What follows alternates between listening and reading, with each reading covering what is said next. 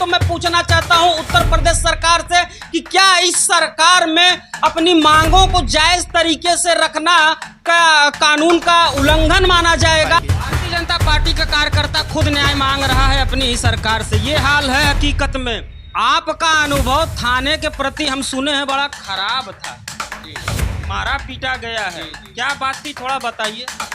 कुल मिला के यहाँ पर ये वीडियो मैं टैग करूंगा मुख्यमंत्री योगी आदित्यनाथ के कार्यालय। एक बड़ी पुरानी कहावत है कि कहो सिया सुनो रघुराई सुमिरत को नहीं दोष गोसाई। अगर आप सामर्थ्यवान हैं तो आपके ऊपर किसी तरह का पाबंद नहीं है। कुछ आज इसी तरह का मुद्दा मेरे सामने आया है।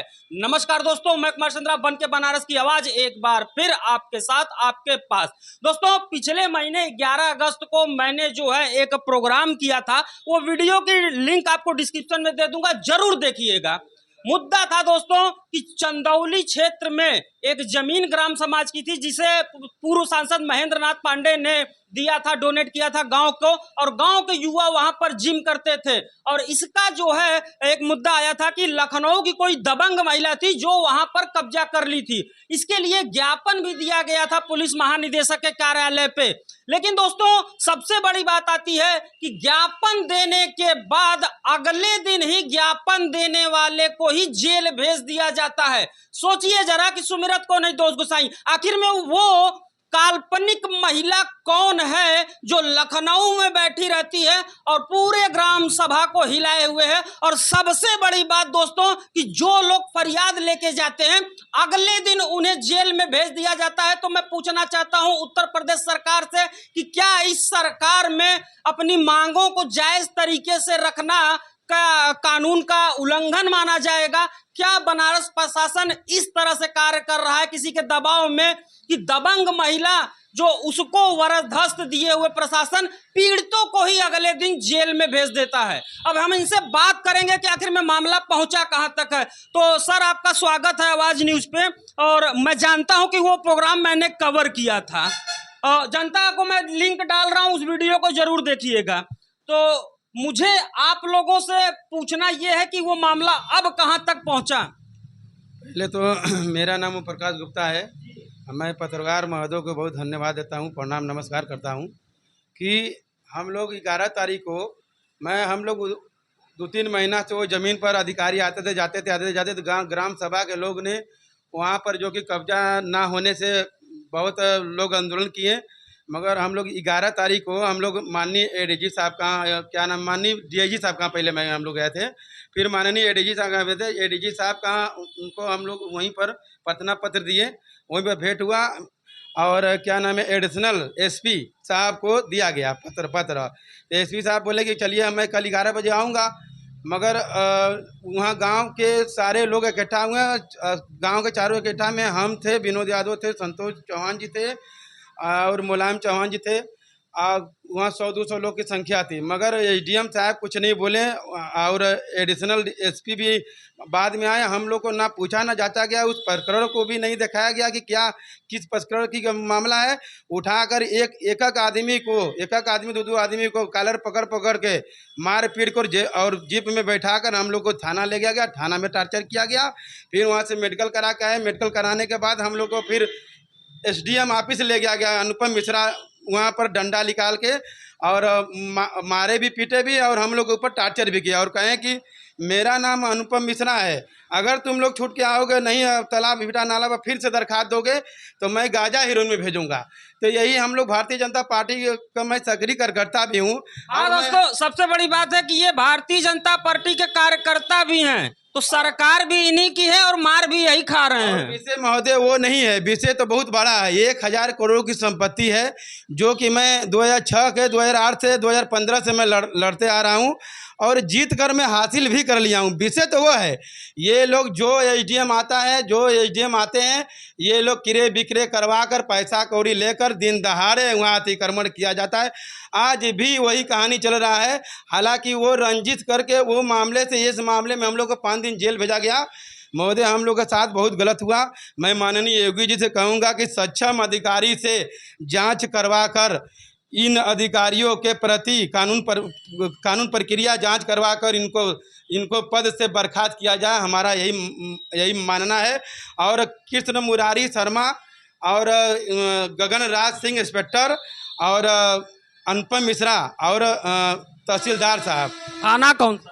थाना मुगलसराय, जिला चंदौली। मुगलसराय कोतवाली। जी हाँ, कोतवाली।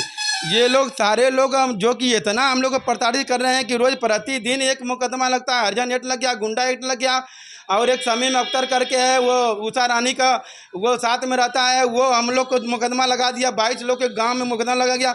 इतना अत्याचार, हम लोग झंडा डंडा खून पसीना। अच्छा, उषा रानी क्या करती हैं कौन ये देखिए, भूमाफिया के द्वारा साथ मिलकर ये अतिक्रमण कब्जा करती है। भूमाफिया द्वारा 2-3 लोग इसको पत्रकार वहीं पर हैं, फर्जी पत्रकार वहाँ लखनऊ का, वही लोग कब्जा करवाते हैं। इनकी ज़मीन कहीं और है, इनकी ज़मीन कहीं और कब्जा किया जाता है। महोदय, मैं बता देता हूँ, भारतीय जनता पार्टी का मैं कार्यकर्ता हूँ। झंडा खून पसीना लेकर हम लोग झंडा डंडा दे के हम लोग लड़ने का काम करते हैं, मगर इसमें न्याय नहीं मिलेगा तो हम लोग क्या करेंगे? हम लोग कहीं गरीब भी नहीं रह पाएंगे। भारतीय जनता पार्टी का कार्यकर्ता खुद न्याय मांग रहा है अपनी ही सरकार से, ये हाल है हकीकत में। क्या मामला है?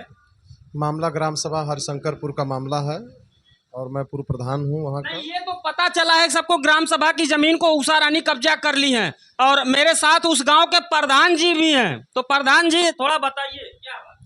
ये मामला है ग्राम सभा हरिशंकरपुर का, और उसमें एक उषा रानी है जो पुलिस प्रशासन का बल लेकर वहाँ पे ज़मीन कब्जा कर ली है।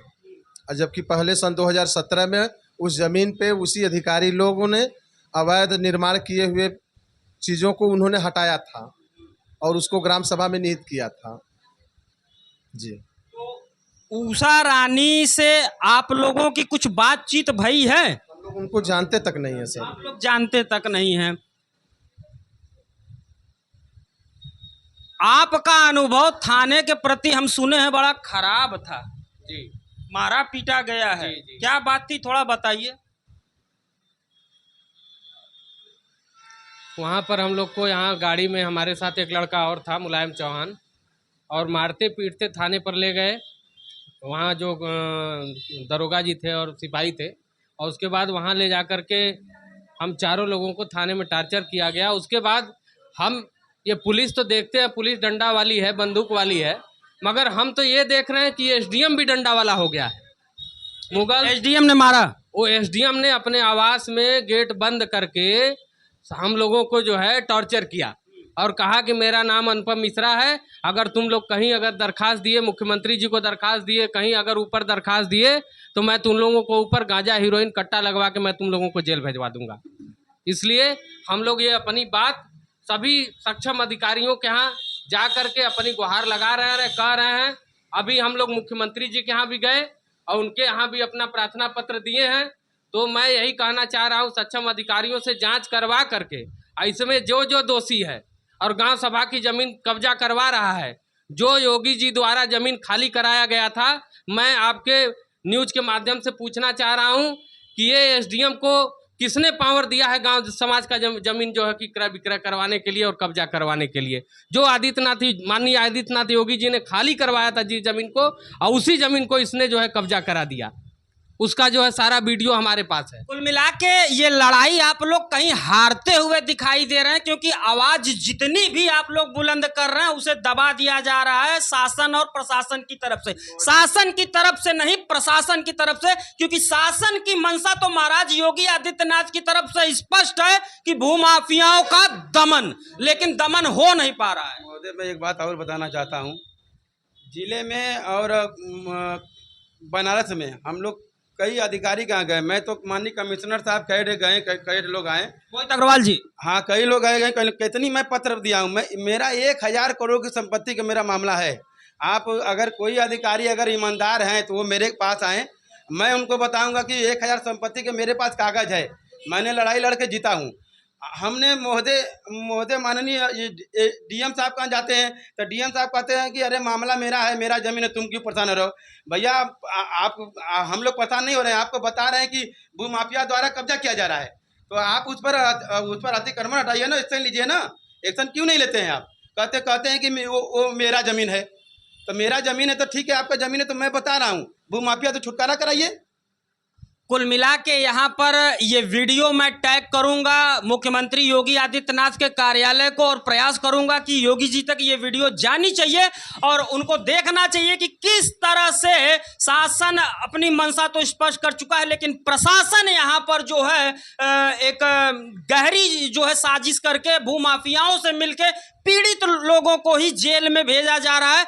यहाँ पर ऑन कैमरा स्पष्ट इन्होंने स्वीकार किया है कि एसडीएम इनको मारा पीटा है, इनको जेल भेजा गया है। तो कहीं न कहीं बहुत ही दुर्भाग्य की बात है और सोचने वाली बात है कि अगर भारतीय जनता पार्टी के कार्यकर्ताओं के साथ इस तरह का हाल है तो एक आम जनता के साथ कैसा व्यवहार होता होगा ये आप समझ सकते हैं। मुझे उम्मीद है कि अब जो है जिला प्रशासन और मुख्यमंत्री कार्यालय इस वीडियो का संज्ञान लेते हुए ये 1000 करोड़ रुपए की संपत्ति का मामला है और मैं फिर कहता हूं कि अगर अब इसमें नहीं चेता गया तो अगला नंबर इस जमीन पर किसी न किसी की हत्या भी हो सकती है। तो मैं उम्मीद करता हूं कि ये जानकारी जो है आपको जरूर पसंद आई होगी, तो वीडियो दूसरों तक जरूर पहुंचाइएगा ताकि आम लोगों के साथ न्याय हो सके। इसी के साथ इस बुलंद आवाज को और बुलंद करिएगा। मिलते हैं नई जानकारी के साथ, तब तक के लिए जय हिंद, जय भारत, नमस्कार। अपना बहुत ध्यान रखिएगा।